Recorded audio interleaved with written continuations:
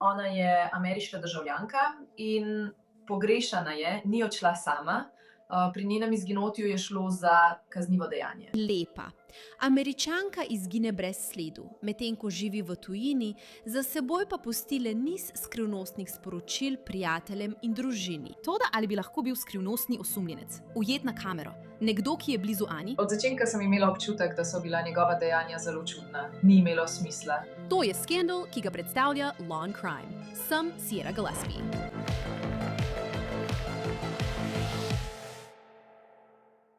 To je primer, ki je preiskovalce begal več let. Lepa Američanka, 40-letna Ana Knezović, je nenadoma izginila, medtem ko je živela v Madridu. To se je zgodilo že februarja 2024 in še danes ni jasnega odgovora, kaj se je v resnici zgodilo z Ano. Namesto tega nam ostaja veliko neodgovorjenih vprašanj in le nekaj ključnih dokazov, vključno z nenavadnimi sporočili, ki jih je Ana poslala prijateljem pred izginotjem, skrivnostnim osumljencem, ki so ga ujeli na kamero v bližini njenega španskega stanovanja, ter umazano ljubezensko afero, ki se je končala z drago ločitvijo. Da bi razumeli, kje je primer zdaj, moramo začeti pri začetku. To je Ana Knezović. Izvira iz Kolumbije, kasneje pa je postala ameriška državljanka. Prvi del je pomemben in se bo kasneje še pojavil.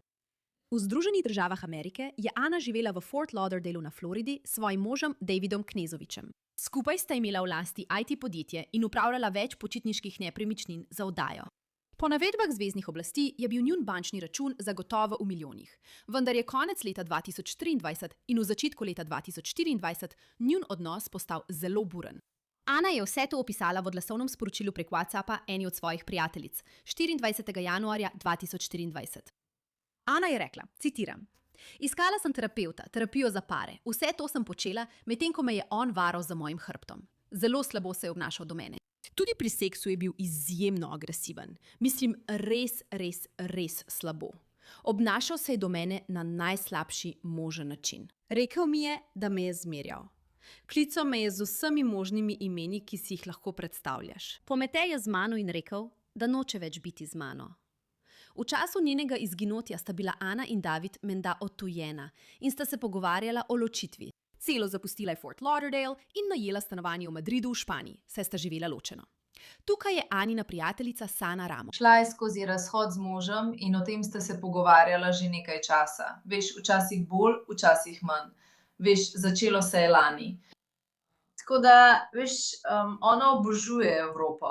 Že iz Kolumbije, zato prihaja iz špansko govorečega okolja in že je bila v Madridu.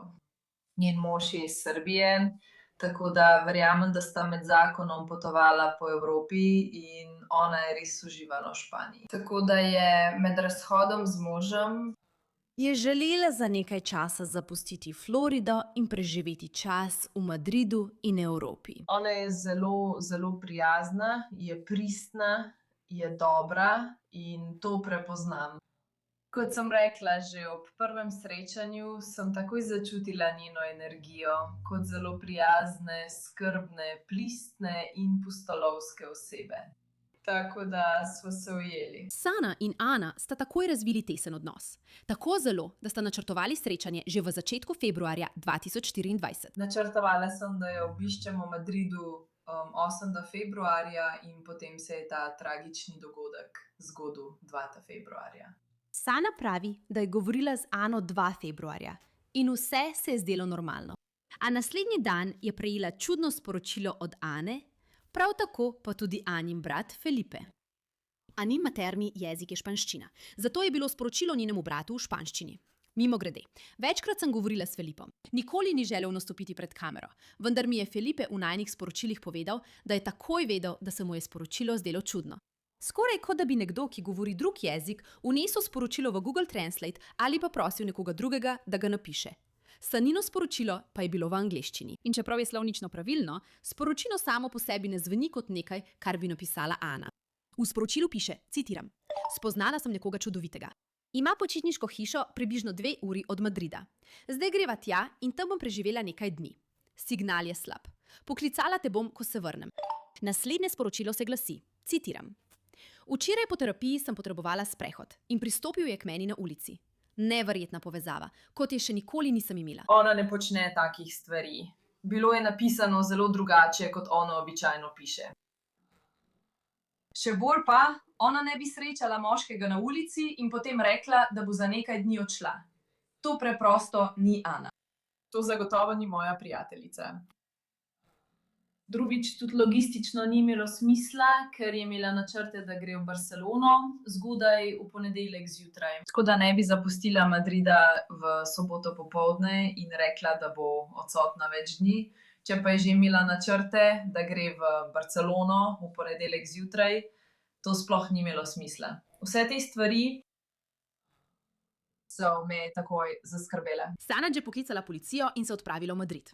Ko pa so prvi posredovalci vstopili v Anino stanovanje, se ni zdelo, da bi bilo kaj narobe. Sprva je Sana izvedela le to, da so Ana nazadnje videli 2. februarja 2024 ob 13:42. Videli so jo, ko je vstopila v svoje stanovanje. In za kratek trenutek je bila to edina sled, ki so jo imeli preiskovalci. Razen, da so stopili v stik z Aninim odtujenim možem, Davidom Knežovičem. Tako sem ga kontaktirala tisto nedeljsko zvečer in spomnim se, da sem ga poskušala priklicati večkrat, preden sem ga dejansko dobila na telefon. In takrat mi je rekel, da je v Fort Lauderdaleu. In govorila sem z njim in pogovarjala sva se o tem, kaj se je zgodilo z Ano. Takrat je trdil, da ni vedel, da je Ana pogrešana. Z njim sem se pogovarjala, da še vedno načrtujem potovanje v Madrid, ker sem imela to potovanje načrtovano za 8. Tako sem rekla, no, jaz bom šla v Madrid in naredila, kar lahko, da ugotovim, kaj se dogaja in pomagala na kakršenkoli način, kot lahko. Mislim, da bi se moral dobiti z mano. Se boš dobil z mano? Celo polet sem poiskala z letališča v Miamiju, dan pred mojim odhodom v Madrid in mu predlagala, naj vzame ta let, kar je tudi sprejel. Tako sem odletela v Madrid 8. In ves tisti dan sem ga poskušala doseči. Tisti dan sem ga dosegla zelo pozno in potem je povedal, da je namesto tega odšel v Srbijo. Takrat je David Sani povedal, da je v Fort Lauderdaleu na Floridi. Toda po kasnejših poročilih FBI to ne drži. Obtoženec je lagal, da je bil v Fort Lauderdaleu v času izginotja žrtve. Po izginotju žrtve je obtoženec več osebam, vključno z žrtvinim bratom, enim od žrtvinih bližnjih prijateljev in zaposlenim, povedal, da je bil v Fort Lauderdaleu, čeprav je bil v resnici v Srbiji. Po podatkih FBI je David konec januarja 2024 poletel v Srbijo prek Turčije. Tako da, ko je govoril s Sano in trdil, da je v sončni Floridi, je bil v resnici v Evropi. In to ni bila edina težava, ki so jo preiskovalci kmalu odkrili. Ob pregledu posnetkov varnostnih kamer na tem območju so preiskovalci odkrili skrivnostnega osumljenca, ki so ga kamere ujele 2. februarja ob 21:27. Na posnetku je moški s čelado in pokritimi usti, ki vstopi v stavbo. S pršilom pobarva lečo varnostne kamere, da bi jo zakril, vendar ga kljub temu dobro vidimo. Preiskovalci verjamejo, da je bila ta oseba David Knežovič. Sodni dokumenti celo navajajo, da so bile fizične značilnosti tega moškega podobne Davidovim. Na podlagi posnetkov nadzornih kamer so španski organi pregona uspeli identificirati znamko barvnega spreja, ki je bil uporabljen za onesposobitev varnostne kamere. Organi pregona so nato ugotovili, da je imel nepremičninski agent v Madridu zabeleženo prodajo te določene znamke barvnega spreja 2. februarja 2024. Posnetki nadzornih kamer iz trgovine so prikazovali osebo, ki je bila videti kot David, kako 2. februarja 2024 okoli poldneva kupuje barvni sprej skupaj z 2 zvitkoma lepilnega traku. Urad ameriškega tožilca je objavil sliko iz varnostne kamere v trgovini s strojno opremo in osumljenec je izjemno podoben Davidu. Torej, potem ko je prebarval varnostno kamero sprejem, so tega moškega še vedno videli z nečim, za kar zvezni agenti menijo, da je bil kovček na kolesih. Obstaja posnetek, na katerem vstopa in izstopa iz Aninega stanovanja s tem kovčkom. Preiskovalci pa zdaj verjamejo, da je bila Ana morda v kovčku. Medtem ko so preiskovalci globje raziskovali Davidovo preteklost, so našli nekaj šokantnih vzporednic s časovnim okvirom Aninega izginotja.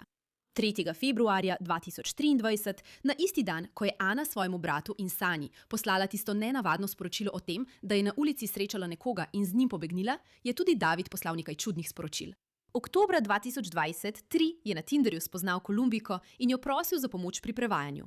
Sodna dokumentacija razkriva del njunega pogovora. David je rekel: "Hej, draga, potrebujem tvojo pomoč."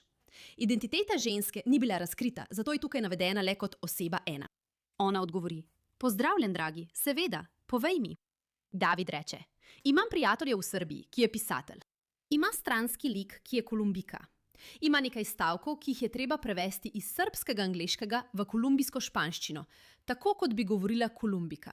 Kasneje David napiše skoraj enako sporočilo, kot je bilo poslano z Aninega telefona. "Spoznala sem nekoga čudovitega. Ima poletno hišo približno 2 uri od Madrida. Zdaj greva tja in tam bom preživela nekaj dni. Tam pa skoraj ni signala. Poklicala te bom, ko se vrnem. Poljubčki." On reče: "Kaj misliš?" Razlog, da vemo vse to, je, ker je ženska, navedena kot oseba 1, svoji mami povedala, da se pogovarja s Srbom. Njena mama je pogooglala njegovo ime in izvedela za Anino izginotje. Oseba 1 je nato odkrila novinarski članek, ki je vseboval sporočilo, domnevno od Davidove žene, ki se je popolnoma ujemalo z besedilom, ki sta ga skupaj z Davidom sestavila okoli 3. februarja 2024. In to je bilo približno takrat, ko so se Anine aktivnosti popolnoma ustavile. Stvari, ki jih je redno uporabljala, kot so njen bančni račun, Spotify, članstvo v fitnessu. Vse je potihnilo. Preprosto je izginila. Ali jo je umoril David Knezović? Tako so mislili ameriški tožilci, ki so trdili, da je David umoril Ano v njenem stanovanju v Madridu, njeno truplo odnesel v kovčku in ga nekje v Italiji odvrgel. In tukaj pride v igro še en ključni dokaz. Podatki o najemu avtomobila. Po podatkih FBI-ja je David 29. januarja 2024 najel avtomobil. Avto je vrnil 5. februarja, vendar z nekaj opaznimi spremembami. Lastnik agencije za najem avtomobilov je obvestil organe pregona, da je agencija ob vrnitvi vozila ugotovila, da so bila stekla zatemnjena. Okviri registrskih tablic so bili zamenjani in 2 nalepki sta bili odstranjeni z vozila. Vozilo je prevozilo približno 7677 km, medtem ko ga je najemal David. In ta prevožena razdalja nima ravno smisla, glede na to, kar je David povedal podjetju za najem avtomobilov o svojih potovalnih načrtih. Je mogoče, da je naredil ovinek? Podatki iz Davidovega GPS-a to dokazujejo. Naredil je velik ovinek svoje načrtovane poti in se odpravil v gozdnato območje v severni Italiji. Obsežna iskanja tega območja so bila izvedena, vendar Anini posmrtni ostanki nikoli niso bili najdeni. V času tega posnetka FBI še vedno ponuja nagrado v višini $25,000 za kakršnekoli informacije, ki bi pripeljale do najdbe Aninih posmrtnih ostankov. In to nas pripelje do naslednjega pomembnega mejnika v primeru aretacije Davida Knezovića, ki se je zgodila 4. maja 2024. Aretirali so ga na mednarodnem letališču v Miamiju, potem ko je priletel iz Srbije. Zvezno so ga obtožili ene točke ugrabitve, ki je bila kasneje nadgrajena v ugrabitev s smrtnim izidom, nasilje v družini, v tujini s smrtnim izidom in umor ameriškega državljana v tujini. David Knezović ni priznal krivde. In tukaj se primer konča. Ker so 28. aprila 2025 Davida našli neodzivnega v njegovi zaporniški celici v Miamiju. Uradniki so kasneje ugotovili, da je umrl zaradi očitnega samomora. In z njim so bile izgubljene vse odgovore glede Anine smrti. Razen, če se ne pojavijo novi namigi, ki jih preiskovalci vedno iščejo. Ena takšnih preiskovalk je nekdanja agentka FBI in častnica CIA Tracy Waldor, ki je današnja gostja in prijateljica oddaje. Tracy, tako lepo te je videti. Hvala, da si se nam pridružila v oddaji Scandal. Dobro, začnimo čisto na začetku. Februarja 2024 Ana je izginila. Moje vprašanje glede tega je, kako se spremeni preiskava, ko je pogrešana oseba Američanka v tujini, v primerjavi s tem, ko gre še vedno za preiskavo pogrešane osebe? Najlepša hvala, da ste me povabili. Torej, spremeni se tako, da sodelujejo z veleposlaništvom. Običajno seveda je odvisno od države, vendar ima večina držav, 95% držav, nekaj, kar se imenuje urad pravnega atašeja, kar pomeni, da ima FBI svojo pisarno v tej državi. In tako sodelujejo z njimi. Zdaj, teoretično, FBI ni tisti, ki bi bil, kot bi rekla, neposredno prisoten na terenu v tej državi. Iz očitnih razlogov. To bi bil velik problem. Ne morejo prevzeti nadzora nad to preiskavo. Ampak, ker gre za enega od naših državljanov, jim lahko potencialno nudijo digitalno pomoč, kakršnokoli pomoč, ki jo potrebujejo. Prav tako so lahko tista kontaktna oseba, ki povezuje družino v ZDA in seveda tudi v tujini. Torej, zdi se, da sodelujejo, vsaj nekoliko, že od samega začetka. Preprosto zato, ker je to Američan, ki je očitno izginil v tujini. Španske oblasti so tiste, ki prve začnejo postopek. In če ste tam in delate na tem primeru, kakšni so prvi koraki, ki jih naredite? Vem, da ima videoposnetek varnostnih kamer veliko vlogo v tej preiskavi. Bi se najprej lotili tega? Pravzaprav bi rekla, da bi šla še korak nazaj. Mislim, da je prva stvar, ki jo želite narediti, zavarovati kraj zločina, kaj ne? Želite zavarovati kraj zločina, ker je minilo nekaj časa od trenutka, ko so jo nazadnje videli, do trenutka, ko je bila prijavljena kot pogrešana. Zato želite ohraniti čim več dokazov na kraju zločina. Potem, ja, po mojem mnenju, čeprav se nekateri morda z mano ne bodo strinjali, ampak mislim, da so digitalni dokazi v primerih pogrešanih oseb včasih veliko pomembnejši od forenzičnih dokazov. Preprosto zato, ker jih lahko hitreje pregleduješ in ti lahko dajo veliko bolj ažurne informacije o tem, kje je oseba. Digitalni dokazi so v tem primeru izjemno pomembni.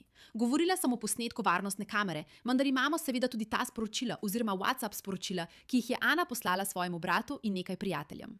In tukaj postanejo stvari zapletene, kaj ne? Ker so sporočila prišla z Aninega telefona ali njenega računa, kakorkoli že. Ampak njeni prijatelji so takoj pomislili, da to ne zveni kot ona. To ni nekaj, kar bi ona naredila. Ne bi pobegnila z nekim naključnim moškim, ki ga je pravkar srečala na ulici. To je tako čudno. Ampak seveda, sporočila prihajajo z njenega telefona. Ali bi preiskovalci to upoštevali, če bi njeni prijatelji rekli, da to ni ona? Da ona preprosto ne piše takšnih sporočil? To bi pomenilo. In iskreno, to so res zelo dojemljivi prijatelji, če sem iskrena. In da so to tako hitro opazili, mislim, kar jim to pomaga, poleg, veste, varnostnih kamer, posnetkov in vsega tega, je, da jim omogoči ožji časovni okvir. Prav, od trenutka, ko je bilo poslano njeno zadnje sporočilo, za katerega so verjeli, da ga je poslala ona, do trenutka, ko je bilo, mislim, lažno, prav, sporočilo poslano njenim družinskim članom o tem, da je pobegnila. To jim pomaga nekoliko zožiti ta časovni okvir. Zato je to lahko res koristno. In sprašujem se, ali so preiskovalci res naredili prav to. Pogledali so časovne žige teh stvari, nato so se vrnili in si ogledali posnetke varnostnih kamer okoli njenega stanovanja. In tam dobimo prvega osumljenca, osebo, ki je vpletena v to. Vidimo osebo, slike so bile v tem trenutku že široko deljene, kjer gre za osebo, ki z barvnim sprejem pobarva objektiv, da jo zakrije, ima čelado in pokrivalo za obraz. Preiskovalci pravijo, da je oseba zelo podobna Davidu Knezoviču. In to je na koncu tudi tisto, kar bodo rekli, ko bodo vložili obtožnico proti njemu. Malo prehitevam. Kakšno je tvoje mnenje o tem? Dejstvo, da oseba, ki so jo takoj opazili na območju, kako počne nekaj nenavadnega z barvo v spreju, zelo spominja na njenega odtojenega moža. Mislim, da je res impresivno, da so to tako hitro opazili, še posebej v tuji državi, kaj ne? Ni bilo znano, da bi tam živel z njo. To je bil del razloga, zakaj je sploh šla tja. In dejstvo, da so lahko to tako hitro prepoznali, samo s tem, da so si res ogledali njegovo postavo, če sem iskrena, ker kot si omenila, njegov obraz je prekrit. In tudi to, da je vse skupaj prekril z barvo v spreju, res pokaže, vsaj po mojem mnenju, kako premišljeno je bilo vse skupaj. Večina od nas ne hodi naokrog s pločevinkami barve v spreju in ne išče nadzornih kamer, ki bi jih prebarvali. Zame to tudi jasno kaže na zavedanje krivde. Če veš, da boš naredil nekaj narobe, boš poskušal prikriti kamere, da te ljudje ne bi mogli prepoznati ali videti, kako storiš domnevno kaznivo dejanje, za kar preiskovalci pravijo, da se je zgodilo tukaj. Mislim, da ne poznamo vseh podrobnosti, vendar je kasneje na podobnem posnetku kamere videti osebo, za katero menijo, da je David Knezovič, s kovčkom ali nečim podobnim. In mislim, da lahko samo ugibamo, kaj se je zgodilo v hiši. Ampak glede na vaše izkušnje, kaj bi vi ugibali ali predvidevali, da se je zgodilo v stanovanju Ane? Mislim, da iščejo znake boja, kaj ne? Vsak policist želi ugotoviti, ali je ta oseba odšla po lastni volji ali pa je bila odpeljana proti svoji volji. In to je res tisto, kar poskušajo ugotoviti.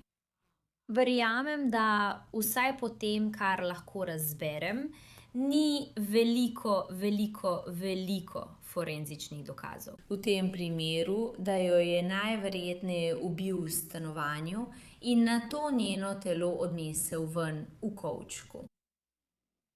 Naslednja stvar, o kateri sem želela vprašati, je bil tudi avto, ki ga je najel, ker je veliko nasprotujočih si poročil. Najprej ljudem govori, da je na Floridi, v resnici pa je v Srbiji, svoji rodni državi. Nato najame avto. Potuje skozi nekaj različnih držav, se vrne in prav spremembe na avtomobilu so mi najbolj padle v oči. Pravzaprav sem pred nekaj tedni, prejšnji mesec, najela avto v Avstriji, prav? Ko sem ga vrnila, nisem kar naenkrat zatemnila stekel. Nisem odstranila nobenih nalepk, nisem naredila ničesar. Avto sem vrnila takšnega, kot sem ga dobila, veš. In to je zame velik opozorilni znak. Mislim, kaj si misliš o teh spremembah na vozilu? Mislim, da to spet kaže na neko prikrivanje, kaj ne? O čemer si govorila prej. Ni dvoma, da je uporabljal to vozilo, da bi nekaj prikril ali zavedel ljudi. Mislim tudi, da bi bili ljudje, ko bi izvedeli, da je to vozilo, ki ga je najel, seveda pozorni nanj. In morebitna sprememba vodiza vozila oteži prepoznavo. Kljub temu so preiskovalci uspeli povezati Davida Knezoviča s tem vozilom, o katerem sva se pogovarjali, preden sva začeli snemati. Šel je skozi več različnih držav, na nek način po ovinkih. Iz Madrida nazaj v Srbijo, skozi več različnih držav. In vem, da so preiskovalci iskali v severni Italiji. Vem, da so iskali tudi na drugih območjih, ampak mislim, in to je grozno pomisliti. Ampak kakšna je verjetnost, da bodo dejansko našli Ano? Ker ko pogledaš Evropo, mislim različne države, celo v Ameriki različne zvezne države, je težko, če moraš prečkati mednarodne meje. In kje bi to lahko bilo? In vse to, mislim, kaj si ti misliš o vsem tem? No, seveda, prepričana sem, da je policija v Madridu obvestila Interpol, ko se je to prvič zgodilo, da bi zagotovili, da so policije v tej državah pozorne. Ampak spet, zdaj imate opravka s 5, morda celo 6 različnimi državami. In tako poskušate usklajevati vsa ta prizadevanja, da ne omenjam različnih občin znotraj teh držav, kaj ne? Vsi dobivajo informacije od Interpola in to je dobro. Ampak menim, da zaradi poti, ki jo je izbral, zaradi dejstva, da je šel skozi toliko različnih držav, kar mislim, da je bilo namerno. Ja, seveda, če se boš peljal iz Madrida nazaj, veš. Če se boš peljal iz Madrida nazaj v Srbijo, boš moral iti skozi več držav, da to storiš. Ja. Ampak mislim, da je način, kako je to naredil, verjetno bil zato, da bi prikril, in nočem biti brezčutna, ampak mislim, da je malo verjetno, da jo bodo našli. Želim si, da bi jo našli. Samo ne verjamem, da je to verjetno. Mislim, če samo pomisliš na ogromno število krajev, kjer bi lahko skril truplo, če uporabim tak izraz, ali pa, veš, njeno zadnje počivališče, kjerkoli že to je tega res ogromno. In kot si tudi ti poudarila, sem prepričana, da so sledili protokolu in kontaktirali Interpol. Ampak kljub temu, če pomislimo svoj vsakdan pri Law and Crime, jaz nekaj povem svoji šefini, sodelavka nekaj povem moji šefini. Lahko pride do nesporazumov ali napačnih razlag. Veš, kaj mislim? Ni vedno vsak na isti strani 100% časa. In ko imamo različne občine, si poudarila, različne države, je vse skupaj še težje. In mislim, da je to tudi eno izmed mojih vprašanj, ker je Ana izginila. Več mesecev sem govorila z njenimi prijatelji, njeno družino, vse do tega trenutka. In na koncu je David Knežovič obtožen. Veš, aretirajo ga, ko se vrne v Miami. Tam ga aretirajo. Zakaj misliš, da je minilo nekaj časa med njenim izginotjem in njegovo aretacijo ter končno obtožbo za njen umor? Mislim, da lahko na tej točki samo ugibam, da. Verjetno so vedeli, kje je bil in kaj je počel. Ampak mislim, da je resnica ta, da so menili, da ga lahko v ZDA sodijo, obsodijo in mu izrečejo kazen, ki si jo je verjetno zaslužil za to kaznivo dejanje, bolj kot v njegovi domači državi. Zato so verjetno sklenili dogovor. Nimam nobenega dvoma, da so obvestili lokalne organe pregona, da je bil na poti tja. In to so bili njihovi načrti. Mislim, ja, če ga aretirajo na letališču, ko pristane, je nekako logično, da so ljudje sodelovali ali, oprostite, se pogovarjali o vsem tem. In David je tukaj, aretirali ga bomo. Vendar pa je to bila zmaga za družino. Spomnim se, da sem se takrat pogovarjala z njimi in z njeno prijateljico in so rekli, v redu, super, končno vidimo neko obliko pravice. Vendar pa je bilo vse to nekako uničeno, ko so Davida našli mrtvega v njegovi celici, kar je bil za vse velik šok. Na koncu je bila njegova smrt razglašena za samomor. In mislim, da me zanima, to je bolj ugibanje oziroma vprašanje za mnenje, ampak želela sem te vprašati, Tracy, kakšno je tvoje mnenje o tem, da je storil samomor? Misliš, da je to priznanje, da je res storil ta umor? Poslušaj, to so samo moja osebna razmišljanja, ampak po mojem mnenju, ja. Mislim, da če ne bi bil kriv, bi verjetno ostal in se boril. In iskreno presenečena sem, da se je sploh vrnil v ZDA. ker mislim, da to samo dokazuje, kako brezbrižen je verjetno bil. Moral je vedeti in tudi je vedel, da ga ljudje iščejo. In zato me dejstvo, da se je vrnil, resnično preseneča. Mislim, da je verjetno mislil, da ga ne bodo ujeli. Ker če bi res mislil, da ga bodo, zakaj potem ne bi kar ostal stran? In mislim, da je bil to njegov način priznanja krivde, na strahopeten način seveda. Prav imaš. Zanimivo se mi zdi, da se je vrnil v Združene države, ker se spomnim, da sem pregledovala časovnico, ko sem delala tukaj pri Law & Crime. Pripravila sem več prispevkov, preden je bil David areteran. Naprimer, kje je Ana? Tukaj je zadnja posodobitev in tako naprej. Torej, če bi jo res iskal in iskal njeno ime in vse to, bi vedel, da je veliko ljudi kazalo tudi nanj. Zelo zanimivo, da se je vrnil domov. In tudi jaz se sprašujem, ali so vse odgovore v tem primeru potem odnesli sabo v grob z Davidom? Mislim, nimamo jih. Saj je očitno se je izrekel za nedolžnega. Nikoli ni bilo. Nikoli ni bilo sojenja. Nikoli ni bilo obsodbe. Nikoli ni bilo ničesar. Ampak on je bil tisti, ki je po besedah zvezdnih tožilcev izvedel to dejanje.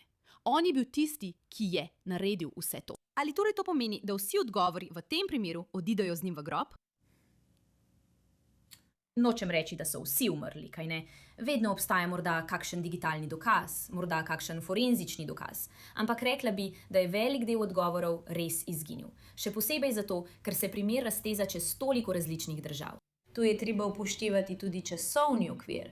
Vse to se ni zgodilo čez noč. In tako je imel čas, da je morda izbrisal sporočila. Imel je čas. In mislim, da verjetno sem bolj pesimistka. Mislim, da je velik del informacij odšel z njim v grob. To je tako težko. Mislim, da je razumljivo, zakaj bi bila morda pesimistka, če gledam na tvoje izkušnje, kar si videla, na pokvarjenost, ki jo imajo nekateri ljudje v človeštvu. Ampak hkrati imaš prav, upanje nikoli ni povsem izgubljeno. Hladen primer nikoli ni povsem hladen. In zanima me, kaj preiskovalci počnejo zdaj. Mislim, na tej točki verjamemo, da je Ana umrla ali bila umorjena. Ne vemo, kje je. Mislim, ali je preiskava po vašem mnenju še vedno aktivna? Kaj mislite, kakšno je trenutno stanje? Moje ugibanje je, da je še vedno aktivna. Mislim, da je ne bodo kar tako zaprli, saj ne brez obvestila družini. Mislim, da se trenutno resnično osredotočajo na geografsko lokacijo ali GPS sisteme v vozilu. In tudi v njegovem telefonu, da vidijo, ali lahko določijo natančno lokacijo. Ker mislim, da je ena od stvari, ki jih verjetno želijo narediti, če je mogoče, da jo najdejo. In mislim, da je to nekaj, kar bodo morda iskali. Glede iskanja dodatnih osumljencev pa menim, da je ta priložnost verjetno že minila. Mislim, da vedo, da je njihov osumljenec mrtev. Tako težko je, ker imamo toliko vprašanj brez odgovorov. In kot sem rekla, sem govorila z njenimi prijatelji in družino in vsi si želijo pravice. Želijo si samo odgovore. In kot ste rekli, upam, da bodo preiskovalci uspeli najti Ano, da bo lahko ponovno združena s svojo družino in dostojno pokopana, ker si na koncu dneva vsi želijo le odgovore na to, kaj se je zgodilo. To je res tako tragičen primer, sploh ne takšen konec, kot sem ga pričakovala ali si ga želela videti. Ampak hvala, Tracy Waldor, da ste prišli v oddajo Scandal in z nami delili svoje strokovno znanje o tem primeru. Hvala, da ste me povabili, Sierra. In tu se današnja epizoda oddaje Scandal za zdaj konča. Če vam je bilo všeč, kaj ste videli in želite videti več ali se povezati z mano na družbenih omrežjih, me lahko najdete na Instagramu kot Sierra Gillespie. Hvala, ker ste si ogledali današnjo epizodo oddaje Scandal. Kot vedno sem vaša voditeljica Sierra Gillespie in se vidimo naslednjič.